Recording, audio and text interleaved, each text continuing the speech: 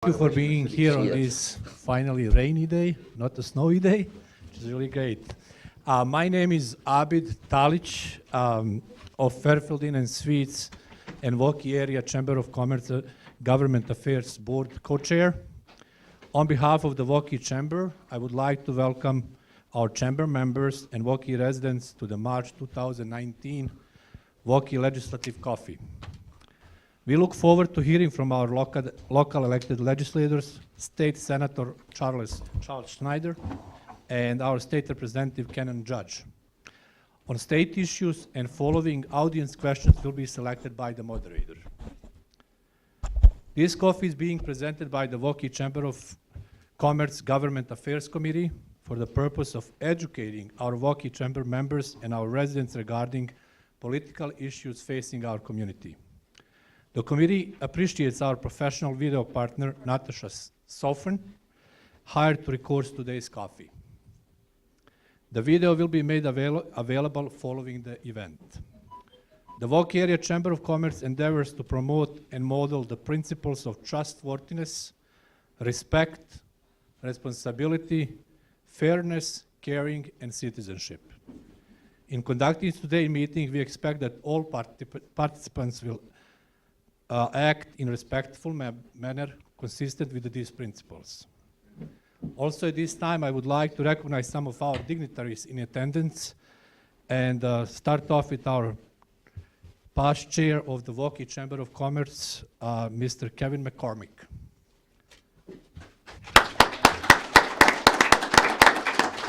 Also our hard-working Waukee Chamber President, Melinda Ben. We also have our council member, Charlie Bottenberg, in the audience. We have a Waukee School Board member, Lori Lyon, I believe. Dallas County Sheriff Chad Leonard. And of course, there are a number of elected officials from our neighboring communities, and we do appreciate your attendance as well. Now, please join me in welcoming our speakers today, Waukee Legislator State Senator Charles Schneider and State Representative Kenan Judge.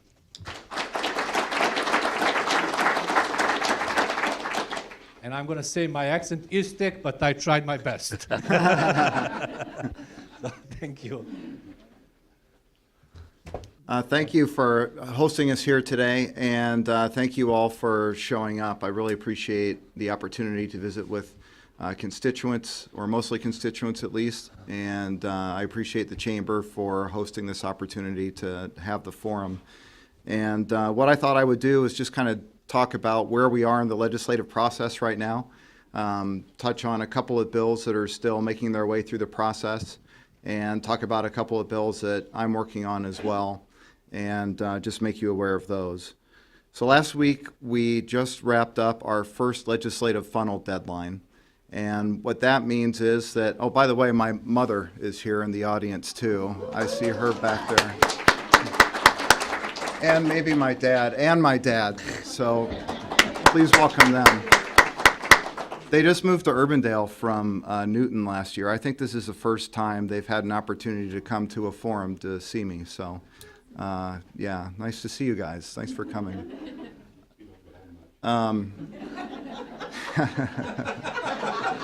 I heard that.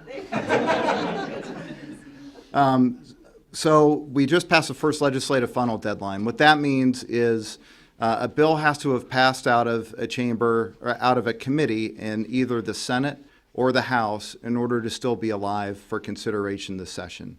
There are some exceptions to that, spending and tax bills primarily.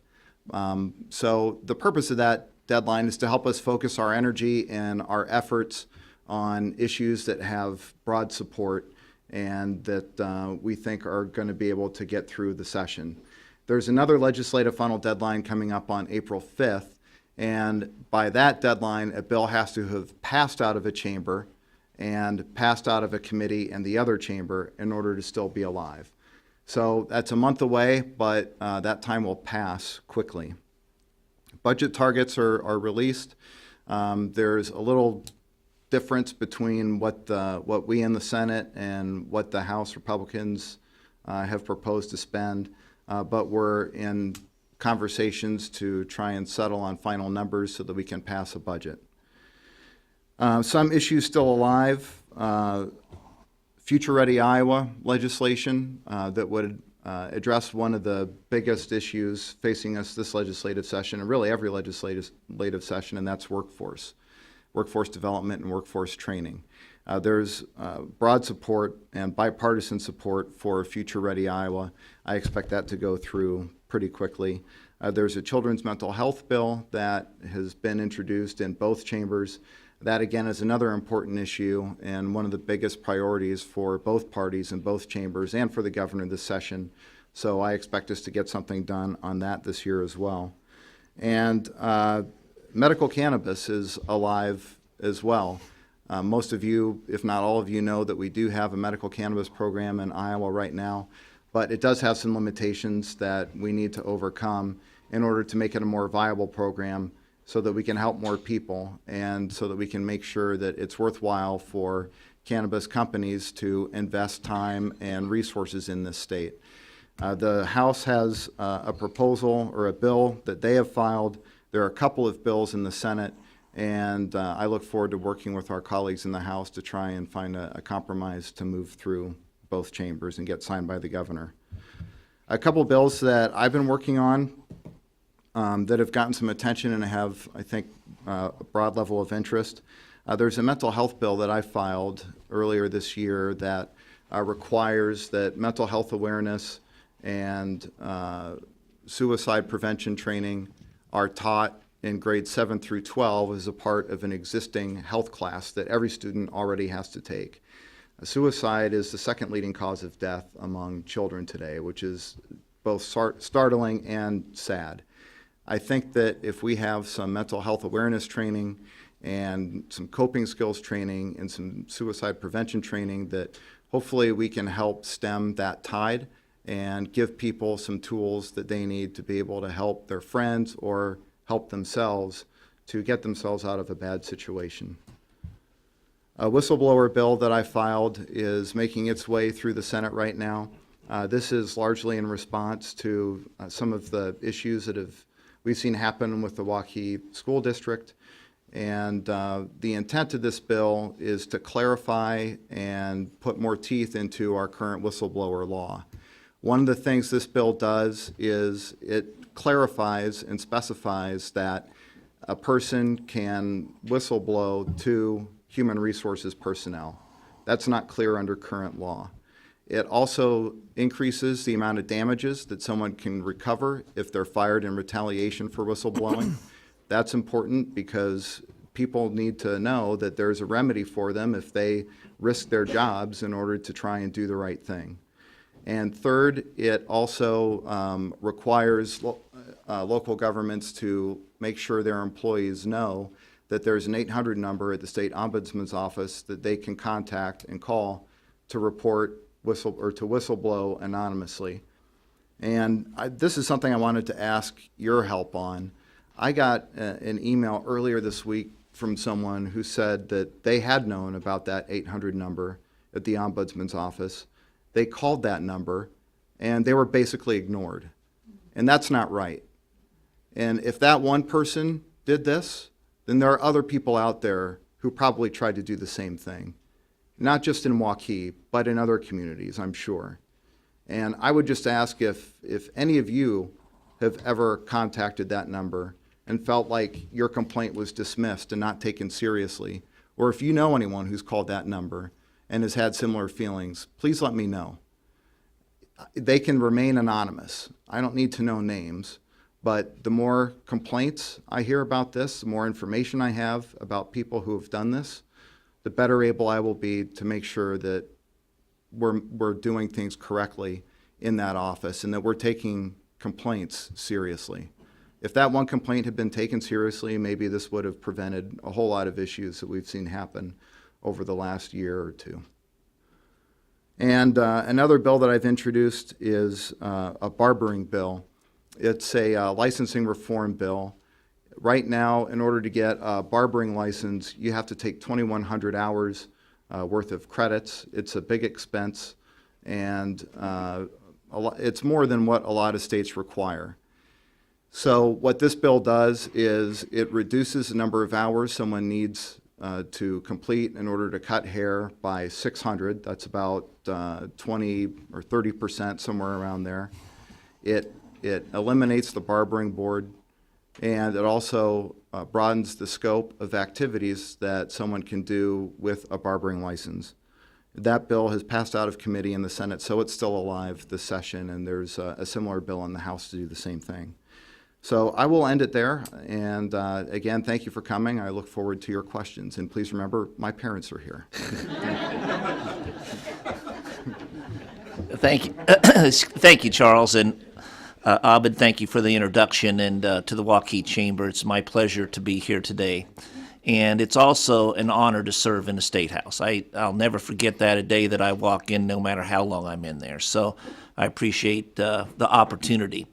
And I kind of wonder how much weight Charles has with his family if he can't get them to move to his district to vote for him. So, I am going to say that I'm going to have to dig into that a little bit. And I will You introduce. don't want to vote against me. Exactly. I'll introduce you to my wife Kathy, who's here today. I've said this. I've said this publicly and will continue to say it publicly. She's the only person I would not want to run against because I know I would get beat. So thank you. I want to start with the 4 priorities, and I looked through these priorities on every lens, and I look through this lens when I'm in the State House every day. And education, public education, and I'm going to touch on, after I talk about these 4 priorities, I'll touch on a couple things about each one of them. Education, public education is very important to the state of Iowa and our future economic growth, and also making sure we have a level playing field for everybody that is an Iowan. Accessible and affordable health care is also another area that I'm passionate about. Good paying jobs, I think that is something that we need to spend more time on. And we have a lot of training to do. I'm glad that Senator Schneider talked about Future Ready Iowa, because I think that is a big deal in the state of Iowa. We have a lot of skills that we need trained for the future. And the reason I talk about it so much is because I think that's where our economic growth is going to come from. And that's so important for our budget. And then working bipartisanly. I think that's an easy word to say, but we have to live it. And I'm trying every day to do that in the State House. So I'll touch on a couple of points on education. I think investing in public schools is very, very important. And it's where we're going to see our future growth. It gives every kid in Iowa, no matter what zip code you come from, an equal opportunity to succeed. And also in supporting our educators is very, very important.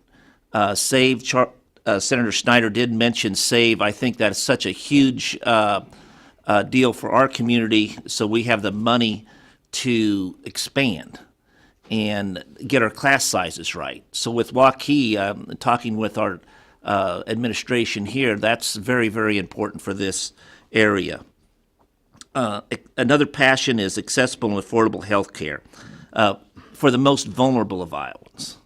We have a lot of work to do. I really believe we've gotten better over this past year in how we've managed Medicaid, but we have a lot of work to do with people that are our most vulnerable Iowans to cut the red tape and to get them the care they need, the quality care they need.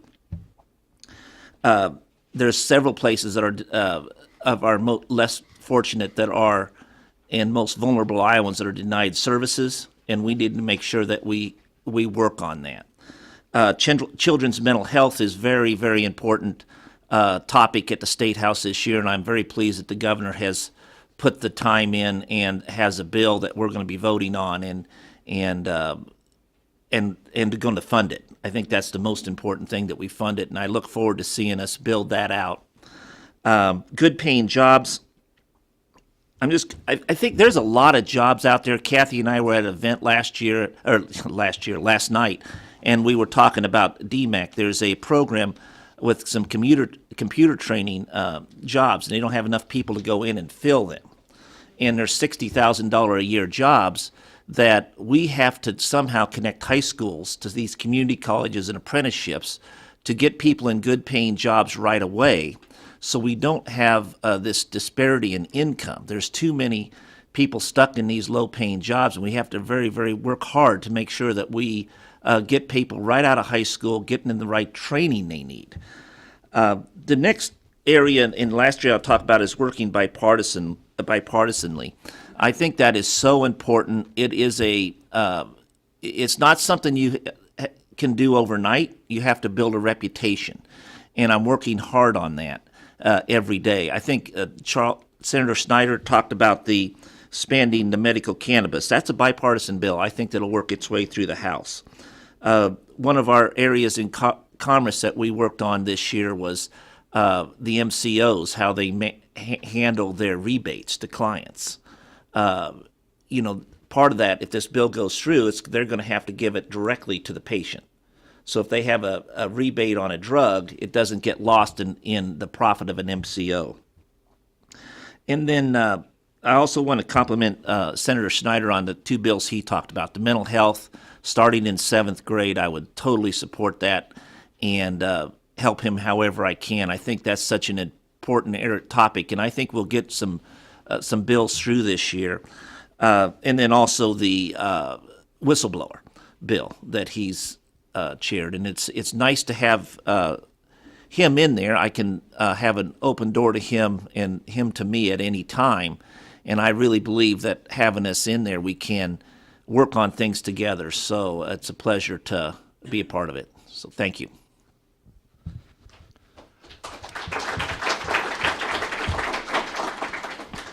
Thank you, Senator Schneider, and thank you, State Representative Mr. Judge. Before we proceed forward with the full House now, I would like also to recognize one other dignitary in our attendance, and that is our City Administrator, Tim Oberman.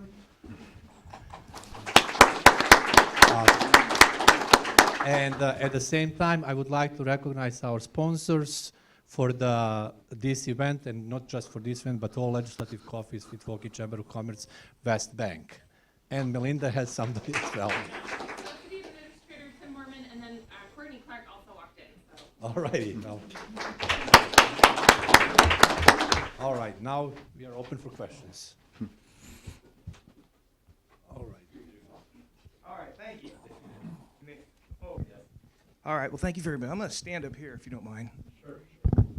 Just so I got something to lean on. Thank you, guys. Say your name, your city, and then question. Gotcha. And so I'm Matt Chapman. I'm from right over here in Waukee. And I have some concerns with the bill I just wanted to discuss real briefly here. Senate File 334. And what this bill basically does is takes people that get recertified once or twice a year. They want to do it quarterly if you're on SNAP or Medicaid, or like I'm on Medicaid for employed people with disabilities. So there's a bunch of programs there. The concern is not that people are cheating the system, can't cheat it anymore. It's the big concern is people that shouldn't be getting kicked off, it being too tough for them to stay enrolled and getting kicked off. The fiscal notes, 16 million in 20, 24 million in 21, so it's 40 million over 2 years. That's from Legislative Services, but the thing that really stood out to me in the fiscal notes. Microphone to your mouth. Thank you. Can you hear me now? Oh, wonderful, thank you. Okay, so I'll just touch over that real quickly again. So in 2020, our cost would be 16 million for the state of Iowa. 21, it would be 24 million. But what really stands out is it says from the Legislative Service Agency that analyzes this, quarterly reviews have the potential to reduce public assistant program enrollment, but no significant savings are expected because many items that would be reviewed quarterly are currently checked on a frequent basis. What that says to me is it says they're already catching these people, so where are we going to be kicking more people off? I think that would be just because they're making it tougher. And the data they're using is from a study in Arkansas. And they didn't review this, what the lobbyists are using to push this bill, try to get this bill through. They didn't review 140,000 Medicaid folks on any kind of assistance for 3 years. Then they did the third year, they did them all at once. and kicked 80,000 of them off. And that's the data that the lobbyists are using to try to get this bill shepherded through.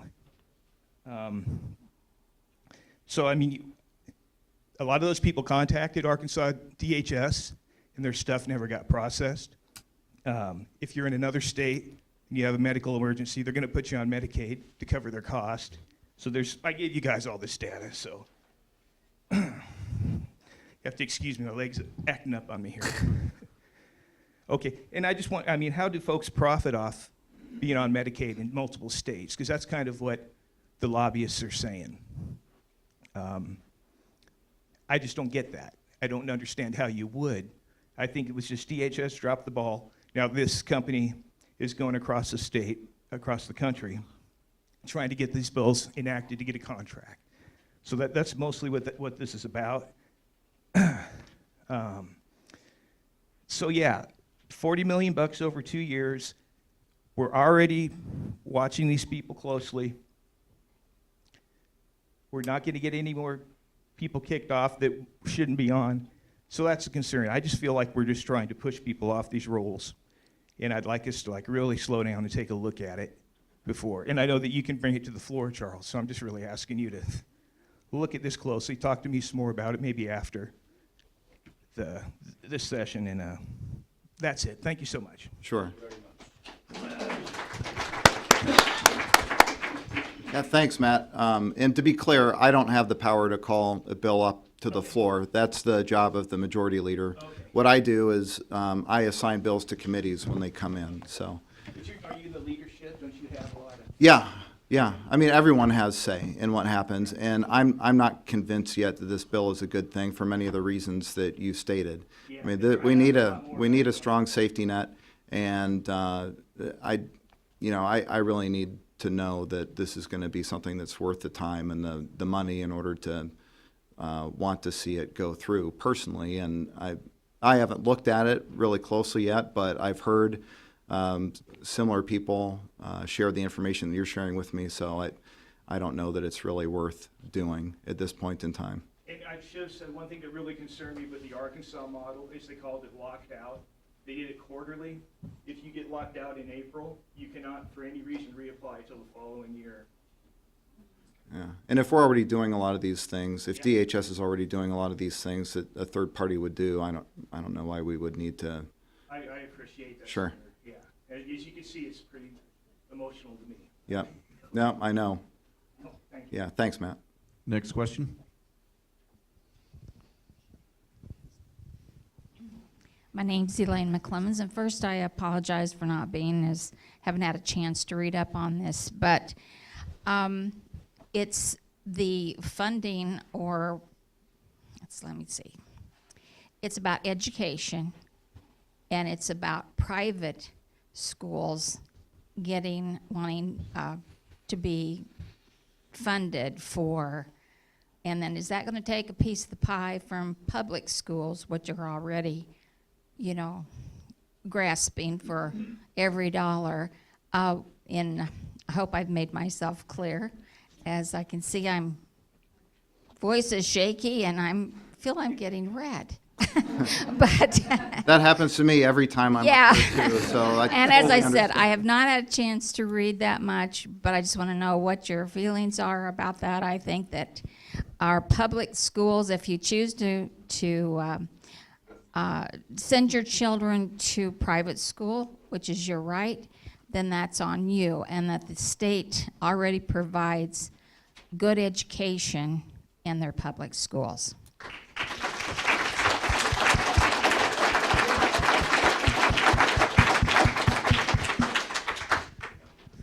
Yeah, thank you for your comment, and you did great, by the way. Don't worry about that. This bill does not have enough support to make it through the Senate, nor does it have enough support to make it through the House. And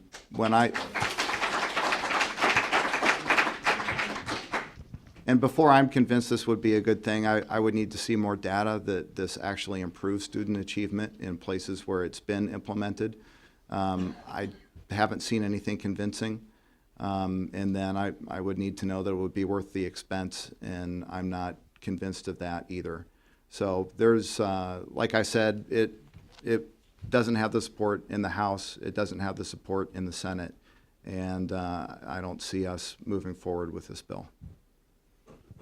Then I would maybe comment on that too, if I could. I would not support that bill, and I tell you the reason why. I think that public education is a key to how we're going to look at Iowa in the future in 20 years. It's vitally important to not only Waukee, but in all sections of this state. Poor zip codes, and I think taking any money out of the public system and moving it to the private system is a huge mistake. And it gets us on a path that we don't want to go down. So I appreciate the question, but I wanted to be very clear where I was at as well.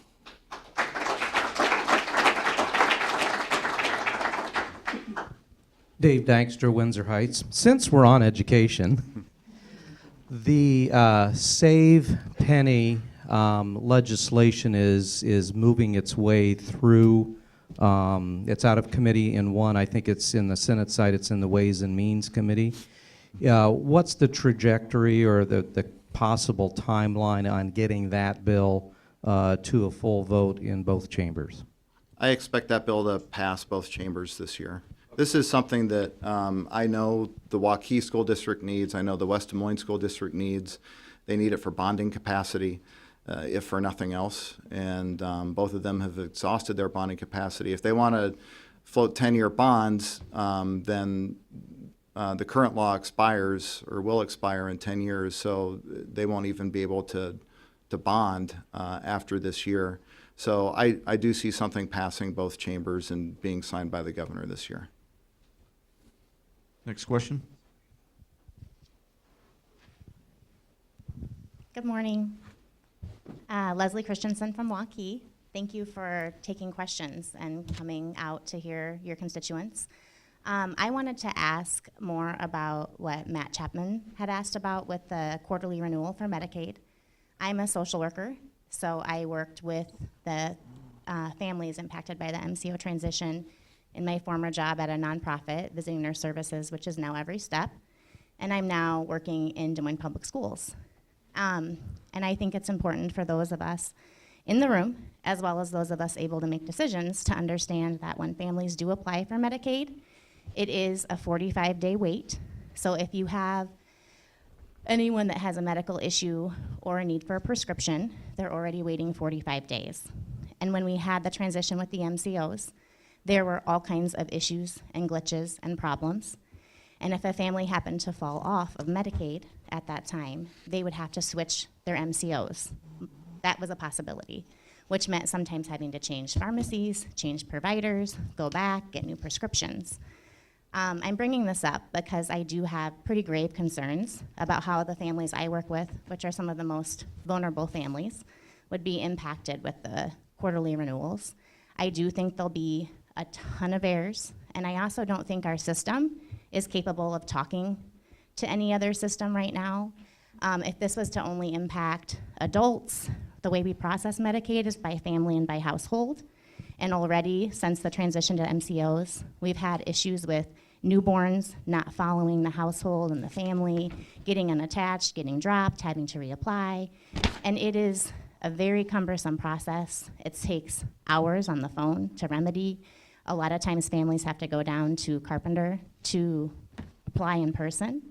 If they have any language barriers, which a lot of our refugee families do that I assist, they're not able to communicate what their problems are. And a lot of times families don't find out they've fallen off Medicaid until they go to that doctor's appointment and they're not seen, or they go to pick up prescriptions. So I think that this is gonna have a huge impact on our communities and our schools. I don't think medication is the answer for everything, but when you're talking about mental health, a lot of times the answer for mental health diagnoses is medication. And already our schools are struggling to try to monitor and manage all of the mental health issues our children are having in schools. There's a lot of reasons for that I can talk and ask another question about later.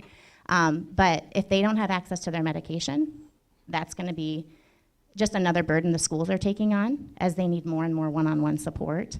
And I'm not just talking about behavior meds. We could be talking about a diabetic child that needs insulin. There is no program. If you don't have insurance, there's no access to the medication. And that can be life-threatening for a lot of diagnoses.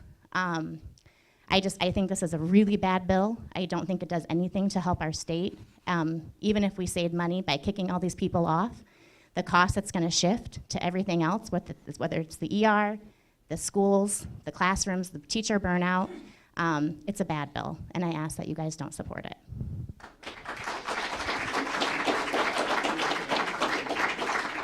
Next question. Could I make a comment on that before we go to the next? No. Yeah, thanks, Leslie. We learn a lot at these forums too, and I would tell you that we have to have a safety net for Iowans. And sometimes we need to look at that's not the place to save money.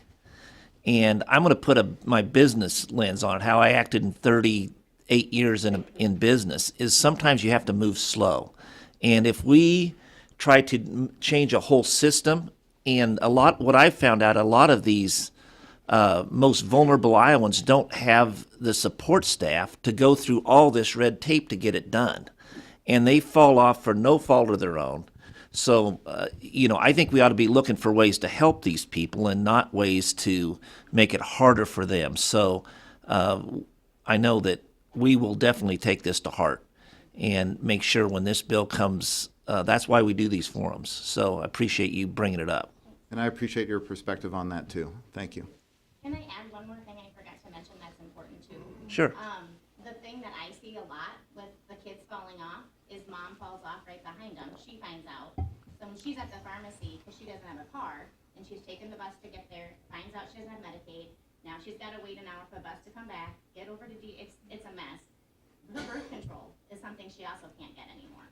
And so you can see how that's a systemic problem then. So now she has to wait 45 days to get back on her birth control, and I think we all understand the implication of that. So that's another issue that I think is a huge savings cost issue for the state too with this bill. Next question. Joan Ross in Waukee, Iowa.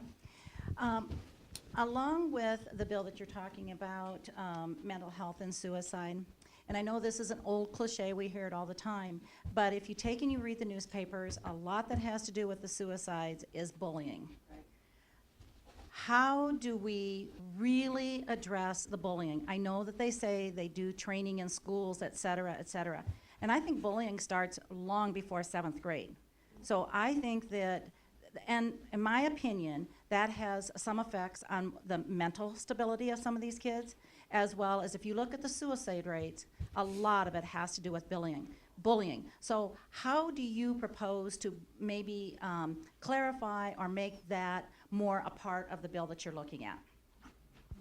I don't doubt that bullying plays a role in that. I can't imagine being a kid today with social media and being able to use that for bullying as well. I'm sure it's difficult. I'm not an expert in that area. I'm looking to you and other people for advice and suggestions if there's a state solution to it.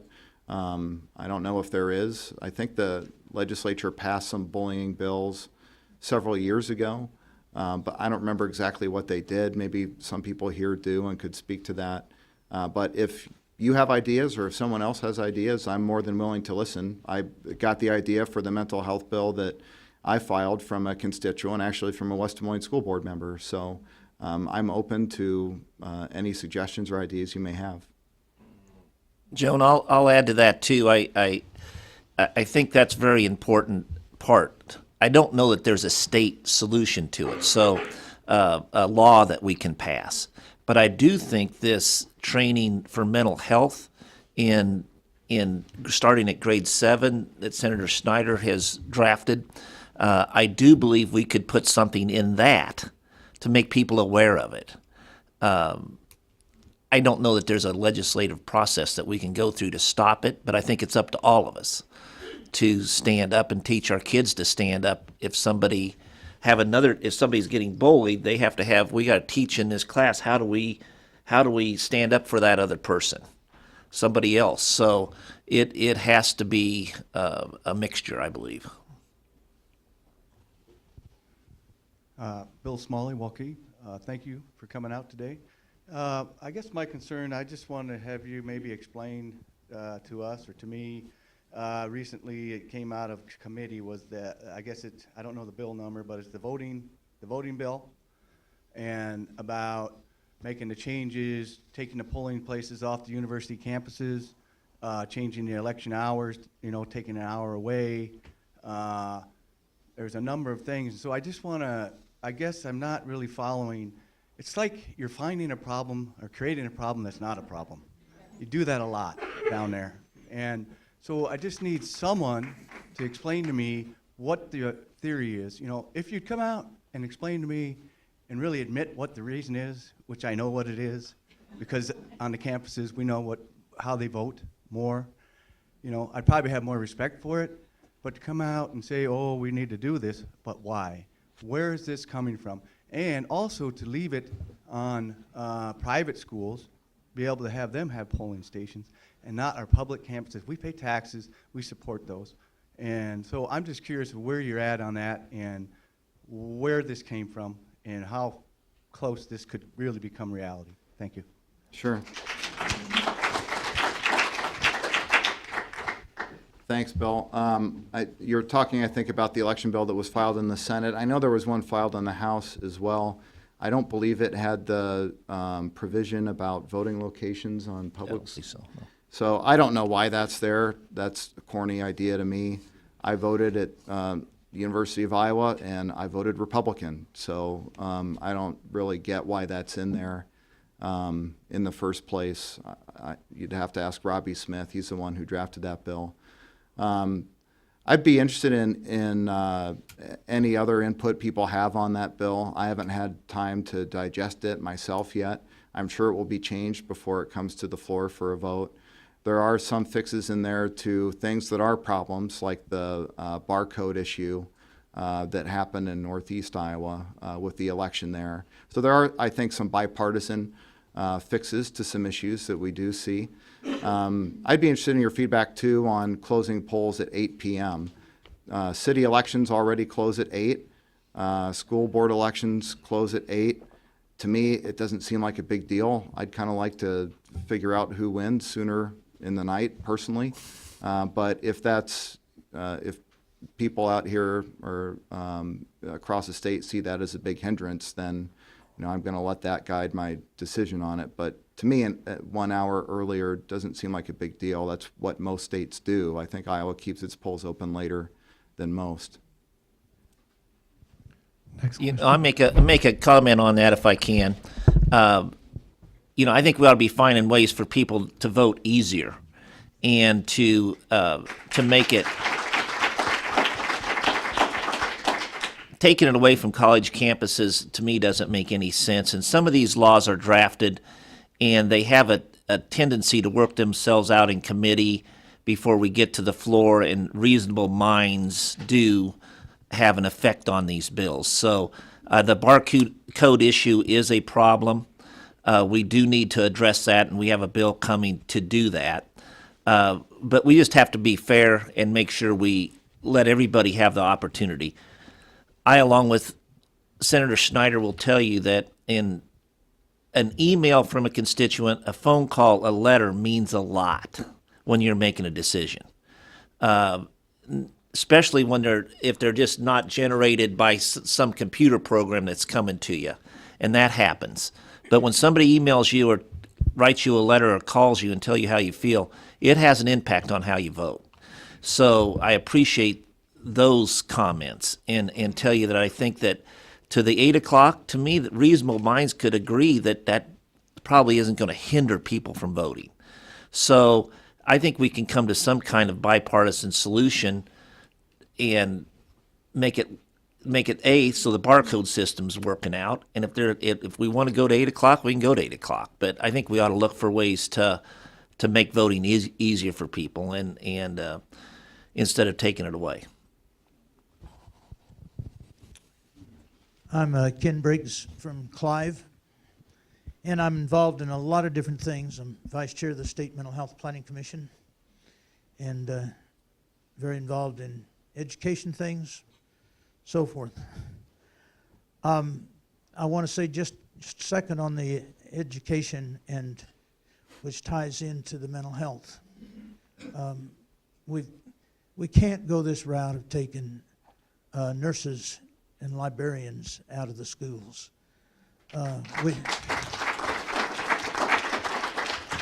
We don't have the aides in the classroom now we need.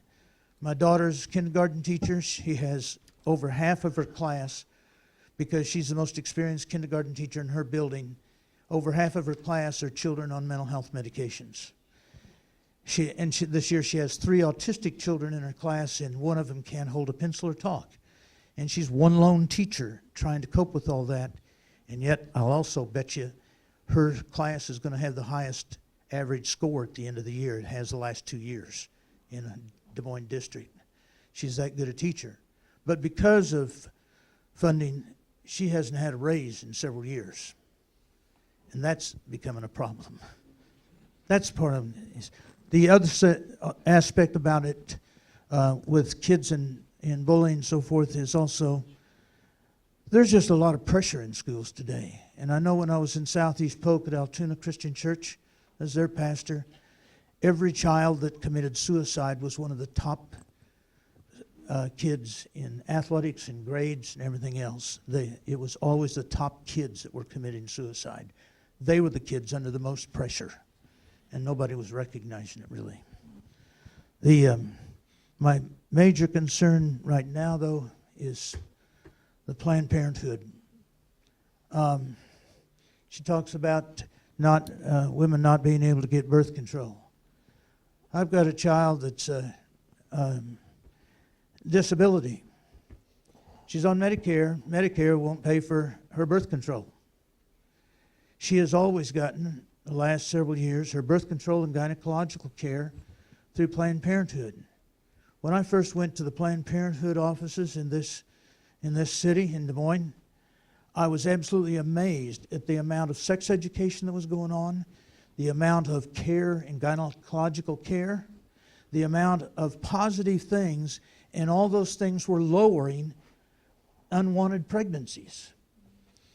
That's not going to be transferred over to the hospitals or the private doctors. They're all overloaded now.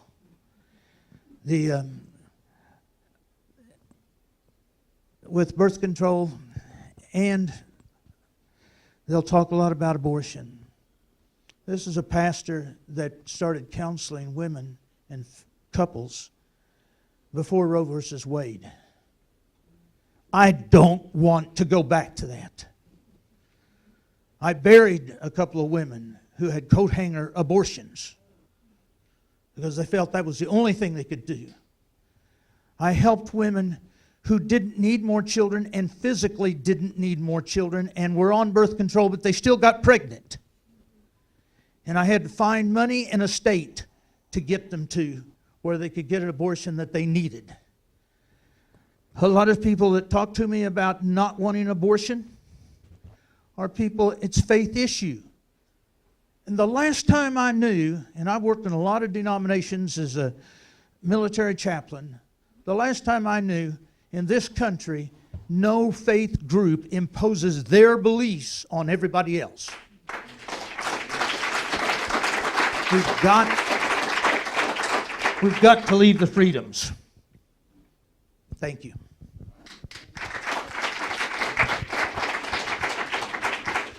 Yeah, I just want to comment on a couple of Ken's points. First of all, on that education bill you talked about, Ken, the provision that had struck out the nurse and librarian sections of that code were put back in before the bill was passed. So that's no longer a part of the bill. I would not have supported that bill with those provisions in there. What's left of the bill is bipartisan and non-controversial, so I expect it to go through the Senate. I don't know if there's a companion in the House or not on that one. You probably know about Governor Reynolds' birth control bill, too, the one that would make it available in pharmacies. That's something that I will support. I see that passing both chambers. I hope it passes both chambers this year. I guess I don't know really what the ultimate fate of it will be. Free? I don't know. If it costs money? My granddaughter who's on disability payments cannot afford it. That's the reason Planned Parenthood was good for her. She got it through their program. Okay. She can't afford birth control outside, Yeah, I don't know about cost. and the cost isn't cheap. Yeah.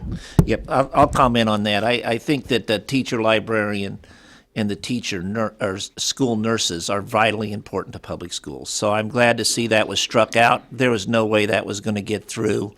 And sometimes some of these bills that are more either too far to the right or too far to the left get taken out in committees. So I was pleased to see that. To the statement on Planned Parenthood, I think you're right. They did do a lot of good, and especially for the most vulnerable Iowans that needed their services. And now we have women driving way too far for those critical services, and we have to find ways to help people through that. So that's a job we're going to have to work on, and it's a job we need some help because we're not leading the country in this area. My name is Lori Lyon. I live here in Waukee. I am the newest member of the Waukee School Board, and I also teach in Des Moines. So I have two different perspectives. I get to look at kids in Des Moines, and I get to look at kids in Waukee every single week. And I'm very appreciative of some of the legislation that is going through, especially in order to help our kids with mental health issues. But I also look at the kids that we have. Des Moines has 75% free and reduced lunch, kids of poverty. And many of you may not realize this, but in Waukee, our school district has a 20% free and reduced lunch rate, which means if it were you and you could only eat 20% of the time, many of you say that's okay.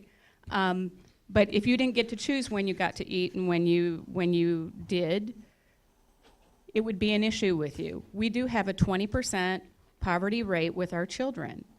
Those children are more expensive to educate. They require more services than what our schools can sometimes afford. And I know that the argument has been we have funded education at a higher rate than we have ever funded it in the past. I understand that. I would expect that because expenses go up every single year. But we are not keeping up with the rate of inflation with our current SSA funding at our State House. And I was wondering what the two of you plan to do to at least fund our schools properly so that we can keep up with the rate of inflation on behalf of the kids that we serve.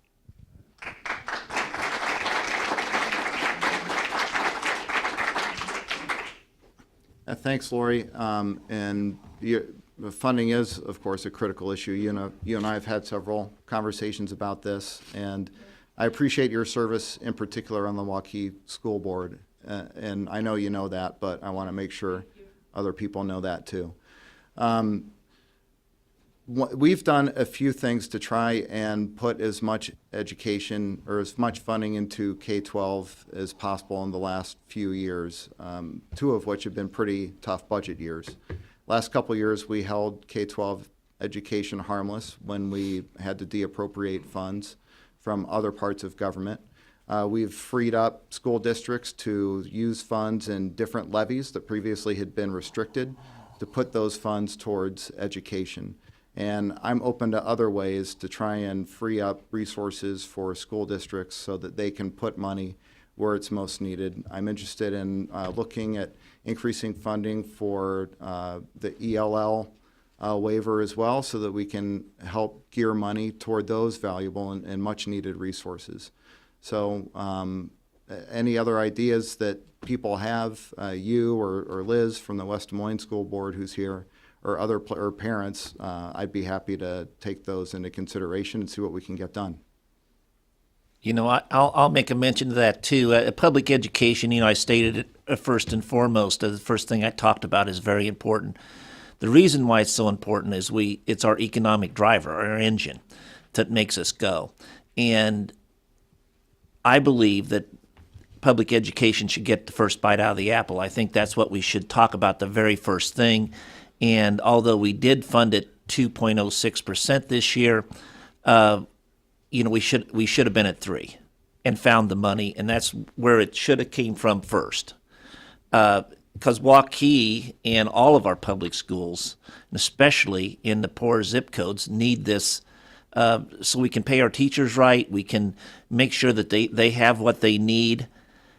And then I'll also talk a little bit about this with public education. We don't talk enough about how critical it is to get this state moving financially, economically.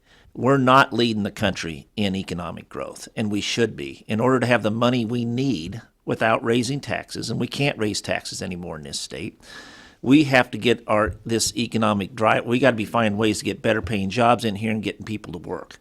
So we have that 3 to 4%. 3 is the minimum we really should go, and we really need a 4% to keep up with education. So that's how you pay for it. And instead of some of these bills that we talk about, we need to be figuring out ways how we grow this economy. And I think that is very critical to this state moving forward in decades to come. So I $25 million every year for the next 3 years. That's a lot of money that has to be cut out of a budget. Where do you find it? You cut teachers. Right. Well, I'm not going to pay. Let's get to the next question, maybe. Steve Herwig, West Des Moines. I'd just like to talk a little bit, reiterate what this gentleman spoke about in terms of voting rights. I think any effort to disenfranchise voters should be looked at with a dim view. So I want to applaud the legislature in moving forward on restoring voting rights to ex-felons, because we stand with Kentucky as the only 2 of the remaining 50 states that don't have that. So I think we're a little late to the game. And in fact, I would like to encourage Governor Reynolds to move ahead of making that part of the constitutional amendment, because that's going to be a couple years delayed. Because right now I view it as a form of executive gerrymandering to not allow those people to vote until 2020 or whenever this passes. But I applaud the efforts of the legislators to move that forward to get the ball rolling. Thank you.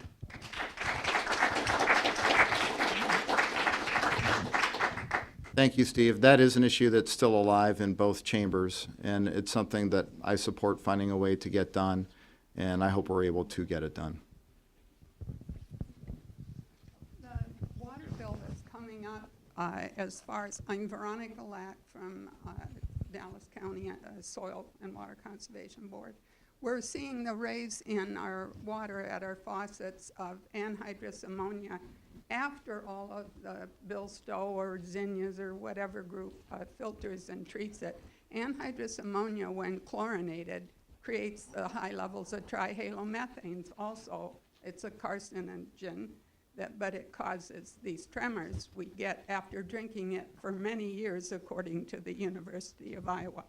We are not addressing what that change in 2015 was allowed the Corps of Engineers to say that navigable streams was not a limitation for when water flowed from a farm field into a waterway through road ditches or whatever, intermittent streams and et cetera. We need to go back to that rule. We don't want this change that will make it so that the Koch brothers that are buying up our small farms and other big corporate oil producers that produce, sell, and apply anhydrous ammonia on our farms causes more of it in our drinking water, and our waterworks cannot treat it. It's the reason that Des Moines had to sue those 3 counties upstream, but Farm Bureau dumped millions onto fighting that bill, charge against those 3 counties. Now I'm working on the Beaver Creek watershed that also flows into the Raccoon River. That's our water source.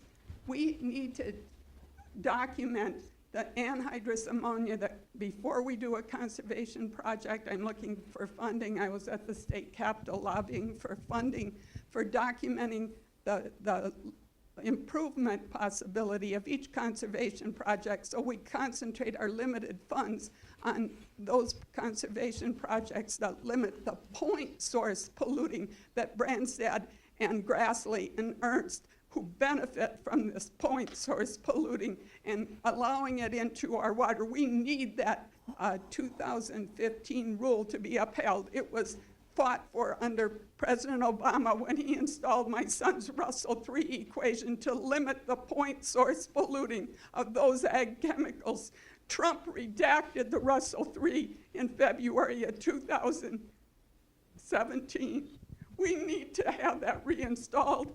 We need to fight this nitrogen fertilizer and the glyphosate and atrazine that causes those children's learning disabilities. It also affected my concentration and being able to actually write a report or anything that I need to get this point across to you. Gentlemen, did you have a comment on that? We have to move on. You know that bill? Yeah. Which, It's a water bill. They want to roll back. I think that's a federal bill. That's a federal so bill, yeah. I'm not sure there's really anything we can do at the state level on that. Talk to our two point source polluting senators. Next question, please. I'd like to make a comment on that if I could, please. Veronica, first of all, thank you for your service as Soil and Water Commissioner. And I think I'm going to make the same statement I've made before. We have to work together hand in hand with agriculture. Agriculture is very important with this state. And yeah, we have to look for ways to work hand in hand. Our food costs are the lowest of any developed nation in the world. And I intend to work hand in hand to make sure that we bring both parties together and make water quality an issue. But we got to do it without hurting agriculture, and we got to do it as a team. Basically what I wanted... Oh, sorry. Hello, my name's Dashe Lee. I'm from West Des Moines. And I basically want to know what I can do in order to help with mental health and stuff like that. Because I do have ideas, and I'm very compassionate about like helping our children and stuff, but I don't know exactly what I can do to get that involved. Because this is like nice, but I feel like we need a little bit more of like ideas actually put out instead of just talking for like a certain amount of minutes and then getting cut off. So what can I do like as a young, person who just wants to help? I bet Flora Schmidt hunts you down right out. Flora, why don't you do you mind standing up just so Dashe can see you there? Flora Schmidt is a great resource for you. She heads the National Association for Mental Illness here, right? Behavioral Health Association. Behavioral Health Association here in Iowa. And if you want to give me your contact info, I'll ask my wife to contact you too. She is really involved in IMCA, the Iowa Mental Health Coalition Association. I get all the acronyms mixed up, but she volunteers for them, and I know would be very happy to put you to work in some ways to advocate. Hi, Liz Cox, West Des Moines School Board, and also Director of Prevent Child Abuse Iowa. A lot of conversation today here about mental health, and it's a top priority, as you know, for West Des Moines schools and also for Prevent Child Abuse Iowa. Mental health is a condition that puts kids at risk of being abused and neglected, but it's also an outcome of abuse and neglect. And I just want to thank you publicly for your leadership in advancing mental health in our state. There is no topic that's more important. And I appreciate that you're willing to invest in prevention. So the education of 7th through 12th graders in suicide prevention is a really good policy for our schools. I would like you to take a look at the recommendations coming forward in the mental health bill. Through committee, a lot of the prevention language and concepts were stripped out, And so again, we have a treatment-only perception. I get that we need to stop the bleeding in mental health here in our state. We need access to those crisis care facilities, but we're not going to stop that pipeline to crisis care if we don't invest in prevention. So I just ask that you take another look at the language that was stripped out and continue to invest in prevention. And I think, as you heard everybody here, that's in everybody's best interest. So thank you. Yeah, thanks, Liz. I'd be happy to get together with you sometime, and I'm sure Kenan would too. Maybe we could even do it together to Yeah. look at the issues you'd like to see us reconsider on that. Good morning, gentlemen. Thanks for being here. Charlie Bottenberg, City of Waukee. I'm also an attorney here in town. A couple issues for you. One, thank you for supporting the not supporting of the removal of the funding for the school nurses as a parent of a child with a severe food allergy. It's really important to me to know that somebody is there with some training to identify it. We've made 3 emergency room visits in the last year and a half. There's nothing that makes you feel less helpful as a parent watching your kids struggle to breathe. So super important that we have those people. I really appreciate your stances on that. Another issue that comes up at work a lot, and we can talk about this offline because I think other people have some more pressing issues because this one can't happen this year because of the funnel, would be unemployment. So we have an interesting situation in Iowa where a single member company is required to carry unemployment insurance on themselves, even though, for instance, were I to fire myself and then file for unemployment, we would call that fraud, and that would be a felony. So we have an interesting situation. You talk about improving small business access, improving the ability to make money as a small business owner. I'm paying 1% unemployment on my wages every single month that I can't ever collect on. Less of an issue for me, but as you guys know, part of my practice is setting up businesses, and I run into a lot of people who are making an interesting choice between setting up a liability shield to protect themselves in case something should happen to their company, or paying unemployment on themselves. It's just an extra tax on single-member businesses that people can never collect on. So I'd like you guys to have a conversation with me about this, maybe offline, and talk about potential fixes, because right now it kind of just looks like the workforce development is just getting money from a lot of small businesses that really have no opportunity to ever collect on that. So thank you again for your time. I appreciate it. Yeah, thanks, Charlie. Charlie, I'll make a comment. I think that's something that some of the best ideas, and I know Senator Schneider will agree with this, come from people like you. And so working offline for next year is probably a good thing, and maybe that's something that we could do this together. And I think that's that we could work on as a team in the House and the Senate. So that would be great. Thank you. Yeah, I made a note, and we'll get back in touch. Chris McClendon, Adel, Iowa.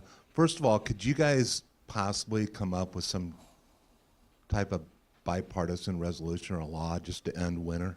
Just get it done with? I can do that, yeah. I think we'd get an amen from both sides on that one.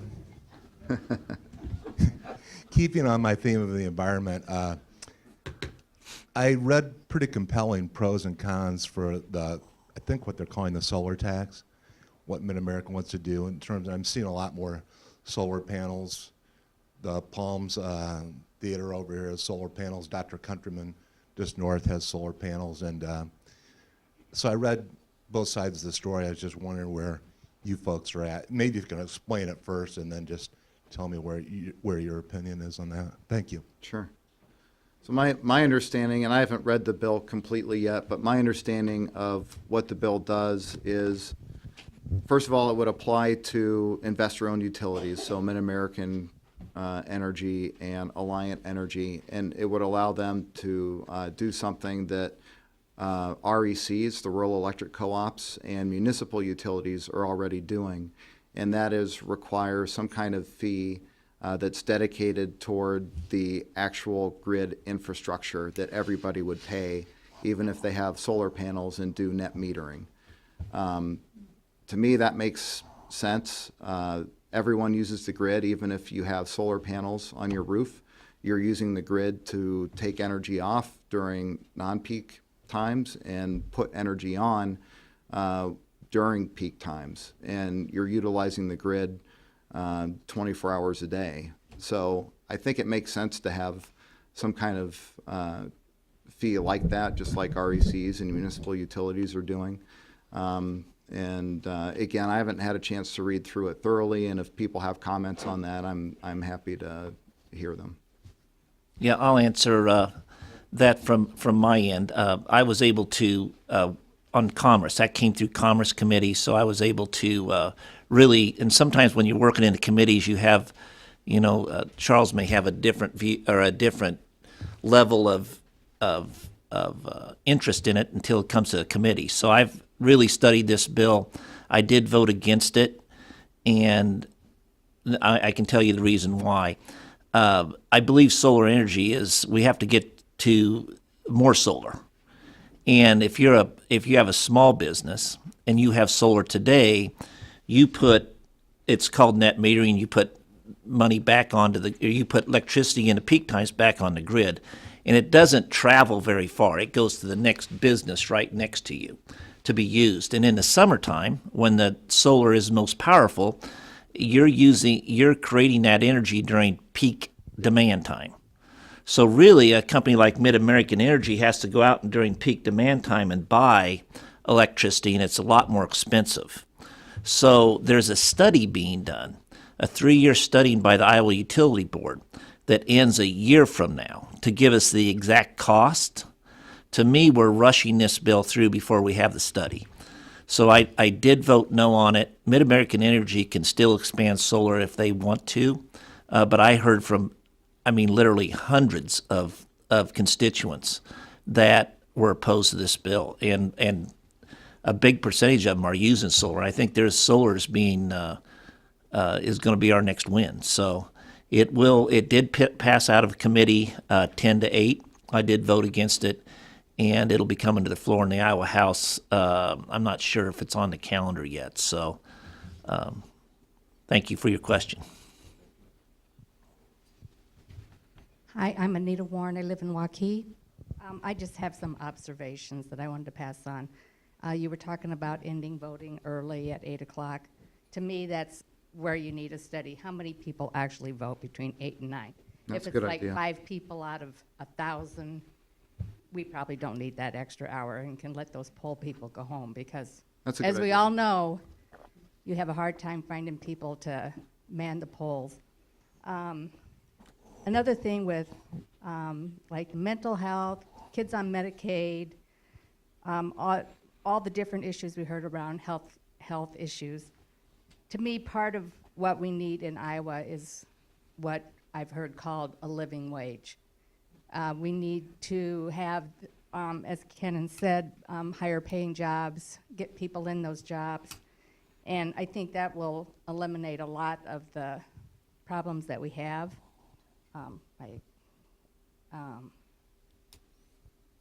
And on the whistleblowing thing, I work for a big company downtown. We have a whistleblower ombudsman. If you know something, it works. And if it's not working at the state level, we need to fire those people and get people in there that'll take care of it. On the medical marijuana, I just wonder what your thoughts are on where this goes down the road. Are we going to be one of the last states that makes marijuana a recreational drug? It seems like all around us. I mean, I think there's like, I don't know how many, 15, 16, 17 states that have legalized it now. And it is a good source of tax income for those states and can maybe help alleviate some of the tax problems we have right now, provide more money for schools. Yeah, thank That's you. a lot to digest. Yeah. Thanks, Anita. I don't know where it's going to end up ultimately. Public opinion is moving more in that direction in our state. That was evidenced in the latest Iowa poll. I imagine someday it'll probably happen. I don't know when. But public opinion isn't there yet, and I think that's going to weigh more heavily on the outcome than probably anything else. And I would mention, too, that on that, I do think there's some good laws coming as far as medical marijuana goes, having more people be able to use it. widen the scope, and then also how it is distributed. I had a chance to tour the plant where it's grown, and they gave us there's a lot of people that are benefiting from that. And I think that should be our first step in making sure we get that right. And then looking at how we criminalize marijuana today. I think we have to be very careful before we legalize it, and we really need to think through that. It's not there yet, obviously, and but I think those two things and how we deal with the court systems and if how it's criminalized, I think, is our first step, in my opinion. We got enough time for a couple more questions. We have a lady in the center and one in the back here. Dorothy Pasorski from West Des Moines. I'm speaking on behalf of the Iowa CARE Act. Senator, I know that we've spoken before and you've been in support of this. It costs nothing to the state. Iowa is one of 13 in the nation that do not have this yet. As a person whose husband suffered a stroke, I was in the hospital with him seeking assistance, support, information, education, services, and I got a shrug of the shoulders. How do I get him home? How do I know that my house is safe for him? How do I get him from the house to the various therapies that he was going to need? I got a shrug of the shoulders. I had to figure it out on my own, and that shouldn't be for anybody, not in this state. So again, I want to just encourage you. I thank you also for your past support of this, and let's get it done. Thanks, Dorothy. You're right on all those fronts, and this year I think it's got the support to pass. I believe it's out of committee in both chambers, and I think we'll see it pass both chambers this year. I hope I'm right on that, but I expect it will. And so I can mention to you on the House side, I have a lot of constituents that have talked to me about this and have brought up a lot of great points, so I'm definitely in favor of it. So you know where I stand. Hi, I'm Mickey from Waukee. I wanted to talk about the constitutional amendment that is starting from scratch again. I know most states have the Second Amendment as part of their state constitution, and I'm fine with that. My concern is adding the strict scrutiny to it. We would be the fourth state to do that, and the other 3 states that have done it already have looked at increased cost because there's been lots more court rulings and things like that, like Missouri. Their state auditor estimated that it would cost $219 million to their state and another $24 million to their local governments for all of the felons that lost their right to have a gun that then asked to have it back, and they had to go back and reanalyze all of these rulings about guns. So my concern is if we're going to do it, how are we going to pay for that extra cost? And we might as well look at it now before we start this whole thing over again. Thank you. Thank you. I can comment on that if you would like. I know it's in the House. I'm not sure it's in the Senate. Is there a companion bill in the Senate? I believe so. Okay. Okay. I know we're going to discuss it in the House and vote on it on the floor. To me, I'm a believer in the Second Amendment. I think our Iowa Constitution should adopt a Second Amendment, and that's where we should leave it. I think we're working on things that we don't need to work on. I will be voting against that bill. So it's one that we need to be finding ways to work on these other problems we talked about today and not strict scrutiny. So I appreciate your question and thoughts. But I will end with saying I do believe in the Second Amendment, and I think that everybody has a right to bear arms, but we don't need to make that constitutional amendment where that is more important than free speech, and because that's what strict scrutiny would do. We got time for one more, Abed. You want to get the gentleman there?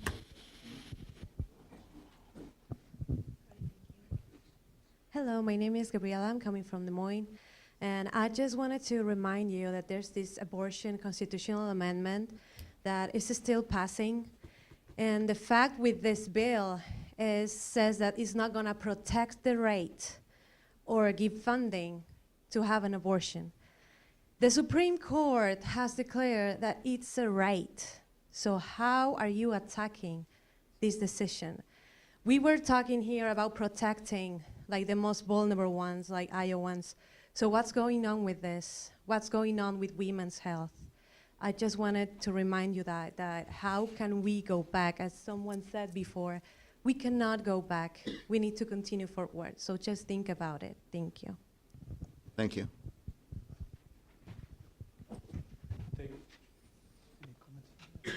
Take one more question. Thank you. I'm Ron Marr from Waukee. There's a little hidden issue going on in public health, and popped up in Illinois. It's happened in Wisconsin or Washington. And what really brought my interest to it is cases of measles reported in Midway. And I think I sent both of you a copy of a little article. I happened to fly in a Southwest plane that originated in Midway. Where are we at on statewide vaccination? Can't think of the word I want to say. Mandate would be a good word, you know, there's a lot of exemptions. And for one thing, I do not think we need to allow more exemptions for any reason. I'm a kid of the 50s. My mom and dad were so happy when the polio vaccine came out. I probably have had more polio vaccines than the whole room combined. Every time there was a clinic, we had them. Sugar cubes, you name it. Felt like a pincushion, but I had classmates in grade school that did have polio. They were paralytic and, you know, had the crutches and everything, died young. So measles, the Washington State Medical Public Health Director made the comment, it's like throwing a match in a gas can. So I think you need to take a real hard look at tightening up the exemption language. Thanks. Ron, I'd like to make a comment on that. Thank you for your letter, by the way, and we just sent a letter back to you Thursday. So thank you. I am also a kid of the 50s, and I think sometimes it takes that to say, boy, I mean, our parents would have done anything to get a polio vaccination, and I knew kids that had polio. So we're working on the wrong things now, in my opinion. We shouldn't even be talking about this issue and trying to make it broader so you can say that you don't have to have vaccinations. I mean, to me, it is one that we should be working on these other problems, so I will vote accordingly. And I'll say too, Ron, I know there was a bill in the Senate that would have broadened the exemptions. I do not support that. I would not vote for that. It did not even pass out of subcommittee. So that bill is dead in the Senate.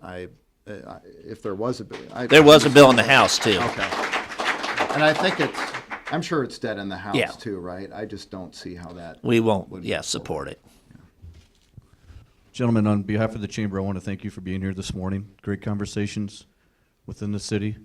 I think it'd only be fitting if Mom or Dad have anything to add before we close. Or are you going to let him go? Abbott? And so are we. Once again, thank you very much for attending, for great questions.